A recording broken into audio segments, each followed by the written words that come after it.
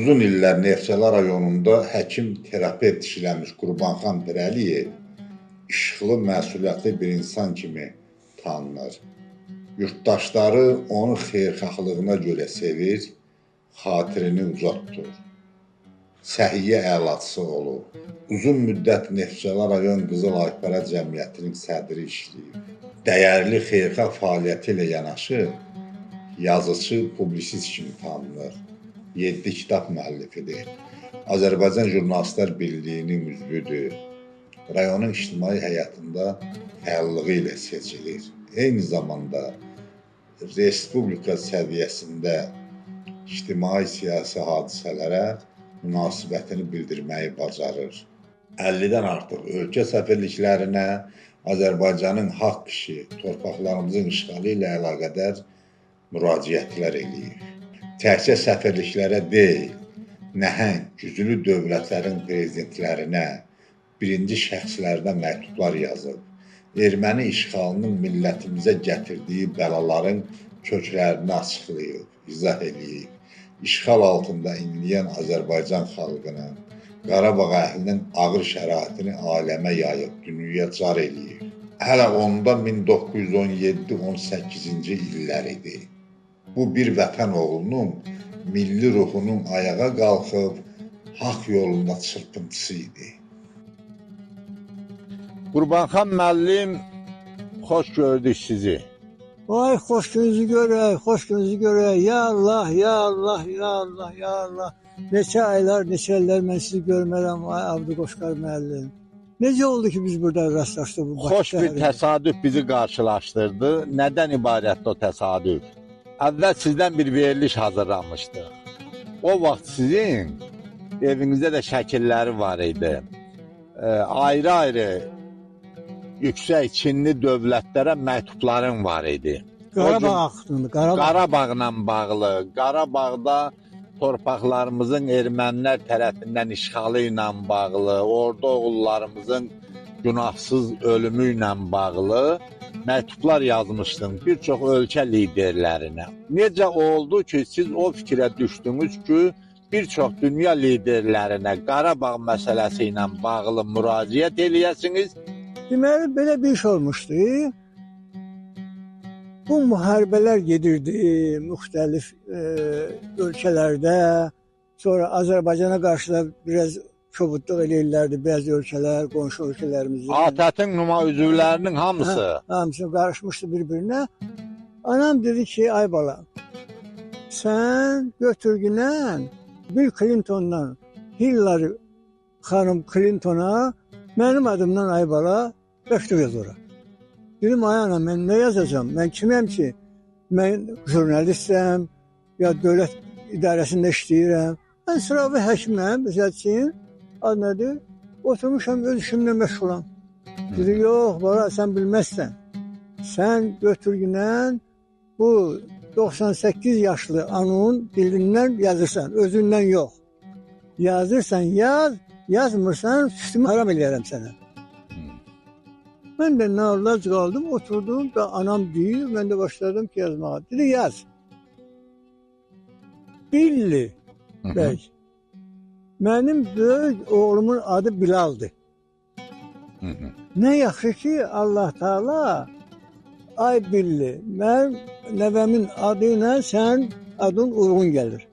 Deməli, sən də mənim nəvəm olursan da.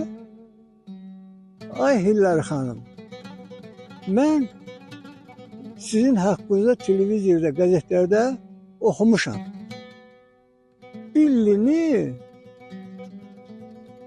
o vaxtı prezident deyə nabiyyətlik verəndə Billini seçmək istəmirdilər.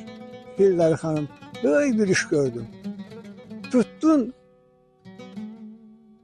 Billinin qolundan ştatları gəzdi. Mənim ərim mənə sadiqdir. Mənim ərim həmişə mənimlədir, bütün ştatları gəzirdim. Sonra isə Amerika Birləşmiş Ştatlarının əhalisi başladı Bill Clintonu prezident seçdi. Hillary xanım, sən bizim hörmüsümüzsən, sən bizim Həzərimizsən, sən bizim sevilmişsən, sən bizim deməli Sevil kimi, ondan sonra digər qızlarımız kimi, Həzər kimi, nə bilim Həzər kimi, sən deməli elə işlər görmüsən ki, sən əri seçdilər, prezident seçdilər. Ona görə anam bu məktubu yazdırdı, mən də onu yola saldım, getdim Amerika səfirliyinə, Azərbaycanda. Deməkdə məqsəd ondadır ki, yaşlı qadınlar da, yaşlı kişilər də nə qədər dünya görüşü var ki, bu arada hansı sahədə məktub yazılsa, o qüvvədə olar. Ona görə anam da sevindi, anam da götürdü, həmin məktuba qol çəkdi, adını da, familiyasını da yazdı, Türk adı ilə, əlifbasını yazdı ki, bilsin ki, bu Meyxanım ananın məktubudur. Allah. Amerika prezidenti cənab Donald Trump'a, çox hörmətli Donald Trump, dünyanın hər yerində məşhur Trump qüllələri, binaları inşa edirsiniz. Bu da insan sağlamlığı üçün ən mühüm işdir. Ümumiyyətlə, dünyada universal iş adamısınız. Bütün sahələrdə insan sağlamlığı üçün ən mühüm xidmətləri, müxtəlif əvəzolunmaz layihələr həyata keçirirsiniz. Bu bir həkim kimi məni də ürəkdən sevindirir. Biz Azərbaycanın dilbər güşələrindən olan Kür çayı ilə Xəzər dənizinin birləşdiyi məkanda yaşayırıq. Biz Neftçala rayonunun ziyalıları və ağsaqqalları xalqımızın sizə xoş və isti münasibətini nəzərə alıb arzu edirik ki, möhtəşəm, inkişaf etmiş bir dövlətin prezidenti kimi məsul vəzifənizdən vaxt taparaq Azərbaycana gələsiniz. Bizim məkana da baş çəkib təbiətin bu nadir möcüzəli güşəsində dincələsiniz. Belə olsaydı biz də sizi televiziya ekranlarında yox, əyani şəkildə görmək səadətinə nail olardıq. Biz Azərbaycanlıların ən böyük dərdi Qarabağ problemidir. Bu problemin düzgün ədalətlə həll olunması üçün biz ağsaqqallar da dəfələrlə Amerika Birləşmiş Ştatlarına, Rusiya, İngiltərə, Fransa prezidentlərinə, BMT, ATƏT, Avropa Şurasına müraciətlər etmişik. Amma hələ də bu məsələyə düzgün yanaşan, düzgün həll edən, düzgün mövqədə olan, Azərbaycan xalqlarını düzgün tələb edən, ona dəstək olan heç bir ölkə başçısına rast gəlməmişik. Amma hələ də bu məsələyə düzgün yanaşan, onu düzgün həll edən, biz ağsaqqallar sizi yüksək istedadlı, intellektli bir şəxsiyyət kimi tanıyırıq. Belə olmasaydı, gərgin seçki yarışlarında rəqiblərimizin hamısını geridə qoyaraq Amerika Birləşmiş Ştatları kimi inkişaf etmiş super bir dövlətin prezidenti vəzifəsinə seçilə bilməzdiniz. Ürəkdən inanırıq ki, humanist missiyalı bir insan kimi qarşıda duran bütün məsələlərin sülh naminə, ədalətli həllinə dəstək olacaqsınız. Hörmətlə Qurbanxan Pirəliyev, həkim terapevt, Azərbaycan Jurnalistlər Birliyinin üzvü, yazıcı, publisist, 7 kitab müəllifi, 2018-ci il. Qurbanxan müəllim, Clintondan sonra hakimiyyətə gələn növbəti Amerikanın prezidentlərindən biri Trump oldu. Donald Trump gəldi. Donald Trump. Yəqin ki, bu ənənəni davam elədin. Ya hansı ehtiyacdan yarandı? 2018-də Donald Trump'a məktub yazmağın. Bax, mənim bir xüsusiyyətim var ki, məsəl üçün Vaxtı ilə Ozerov var idi Moskvada icmalçı. İzbestya qəzetinin müxbiri. O da İzbestya qəzetinin icmalçısı idi. Onlar beynəlxalq aləminin Təhlil təhlil edirlər. edirlərdi. Bəli. Aha. Bir vaxt mən onlara məktub göndərdim, ikisinə də. Hı -hı. Yaxşı, bu Sovet hökumətinin deməli 7-dən yuxarı demokratik respublikası var. Bolqariya, Macaristan, Rumıniya, Polşa, Qedir, Almaniya, Çexoslovakiya. Çexoslovakiya. Bəli, bunlar hamısı SSR-nin demokratik respublikası olmuşdu. Bunlara SSR rəhbərlik edirdi. Bir vaxt gəldi ki, hansı dövlət başçısı gəldi, dedi ki, mən ola istəmirəm. Deyəsən, Qarbaçov gəlmişdi. Aha. Ki, bu dövlətlər var da, öyle herkesin özün başın dolandırsın, ne varsın filan besmeken.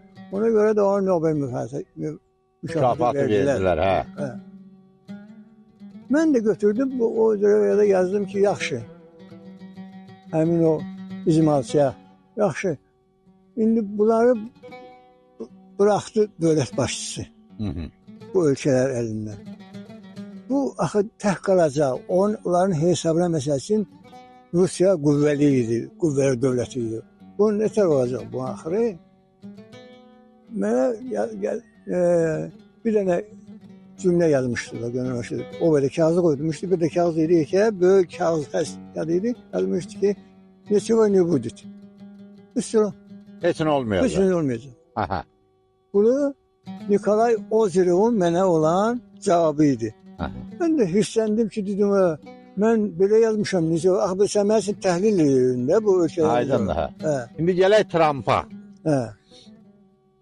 Trump özü bir istedadlı adamdır. Özü də ki uzaq görən adamdır bu adam.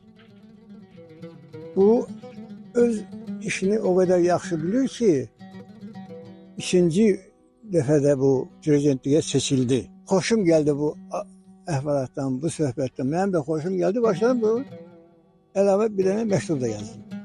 Ki Donald Trump deməli, mən səni yenidən təbrik edirəm. Sən həmişə məsəl üçün elə yaxşı dövlət başçısı kimi, yaxşı bir xadim kimi, yaxşı bir fenomen insan kimi sən elə həm Amerika ölkəsinə lazımsan, həm də ki Dünya, bəşəriyyətə. Bəşəriyyətə lazım. Dünya ölkələrinə sən lazımlı bir adamsan. Hə. Odur ki, mən tək yəni o yazmıram da. Mən yazdım, çox yazdım. Məsələn, Pakistana yazmışam, məktub yazmışam Pakistana. Sonra Almaniya, Çexoslovakiya yazmışam. İkinci dəfə mən Trump'ı məktub yazası oldum. Çox ötür qoyuram, fikirləşdim ki, yaxşı. Mən buna yazmışam da məktub.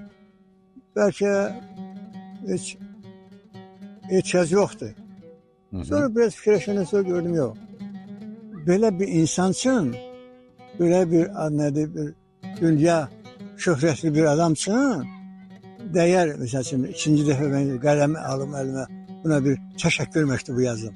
Bizim Ali Baş Komandamız, bizim prezidentimiz,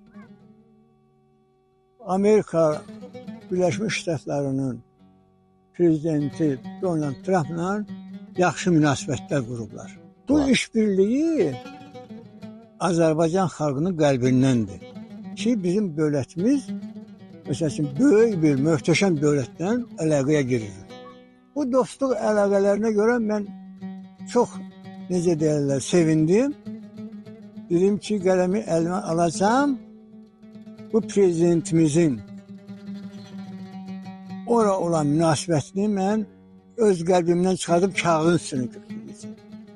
Mən də ona görə Avdi Qoşqar müəllim götürdüm qələmi, təzədən başladım Donald Trump'a məktub yazdım. Və bu sizin rayon qəzetidir, Neftçalanın Gündoğar qəzeti. Məşhur Gündoğar qəzeti elə yerləşdiyi coğrafi ərazi ilə bağlıdır bu ad. Bəli, Burada sizin məktubunuzun nüsxəsini veriblər. bəli. Başda redaksiyanın kommentariyası var ki, Bəli. bu əvvəl 2008-də də olub məktub yazması Bəli. və bir də indi yenidən Trampın ikinci dəfə hakimiyyətə gəlməsi ilə bağlı Qurbanxan Pirəliyev yenidən onların xoş iqtisadi siyasi münasibətlərini görüb ikinci dəfə məktub yazdı. Təbii ki, ikinci dəfə yazılan məktubun əsas mövzusu hər iki dövlət arasında istər Ermənistan, istər Azərbaycan arasında sülhün yaranmasında, inkişafında Trampın xeyir duasını diləmək olur əsas məqsəd. Ömrün ahıl çağlarını yaşayırsınız. 85-i adlayıb yaşınız, elə deyilmi? Bəli, Həkim olmusunuz və Bəli. indi təqaüddə olan bir ağsaqqalsınız, Neftçalada yaşayırsınız. bəli, Sizin bu maraqlandığınız məsələlər isə qlobal məsələlərdir. bəli. Dünyanın böyük güclü dövlətlərinin prezidentlərinə, birinci simalarına məktub yazmaq, öz millətiyin, öz dövlətiyin bir parçası olan Qarabağ dərdini onlarla bölüşmək, onlardan kömək diləmək. Bax, bu hardan yaranıb sizdə? İndi nə işin ora uyğun deyil, nə də deyək ki, bir adi təqaüddə olan həkimin o böyük ölkələrin prezidentlərinlə həsbihal olmasının ilk mənşəyi, yəni səbəbi hardandır? Mən elə zənnəm ki, o mənim qanımdadır. Qeyd edək ki, 2018-ci ildən keçən bu illər ərzində Azərbaycan böyük bir tarixi mərhələni yaşamış, uğurla başa vurmuşdur. 2020-ci ildə Ali Baş Komandan Cənab İlham Əliyevin rəhbərliyi ilə 27 sentyabr tarixində başladılan Vətən müharibəsi 44 gün davam edərək xalqımızın bu illər ərzində ən böyük arzusu olan parlaq tarixi qələbə ilə başa çatıb. 2022-ci və 2023-cü illərdə ərazilərimizdə həyata keçirilən anti-terror tədbirləri nəticəsində Azərbaycan öz haqqına sərhədlərinin tam bərpa olunmasına nail olub. Ərazi bütövlüyümüz təmin edilib. Qəhrəman şəhidlərimizin canı, qazilərimizin, veteranlarımızın qanı, mərdliyi, şücaəti ilə nail olduğumuz bu qələbə xalqımızın son 200 illik bir tarixi mərhələdə qazanmış olduğu ən böyük qələbədir. Qələbəmizin beynəlxalq aləmdə təsdiqi əlbəttə ki, bu sahədə əbədi sülhün bağlanması ilə daha da qüvvətlənəcək. Bu sahədə həyata keçirilən beynəlxalq münasibətlər zəminində tarixi uğur kimi qiymətləndirdiyimiz hadisələrdən biri də Amerika Birləşmiş Ştatları prezidenti Donald Trump, Azərbaycan Respublikasının prezidenti Cənab İlham Əliyev, Ermənistanın baş naziri Paşinyanla birlikdə 8 avqust 2025-ci il tarixində Vaşinqtonda keçirilən görüşdə qəbul etdikləri Azərbaycan Respublikası ilə Ermənistan Respublikası arasında sülhün və dövlətlər arası münasibətlərin təsis olunması haqqında sazişin mətninin paraflanmasıdır. Paraflanmış bu sülh gündəliyi inanırıq ki, qarşıdan gələn günlərdə regiona sülhün və sabitliyin təsdiq edici sənədi kimi qəbul ediləcəkdir.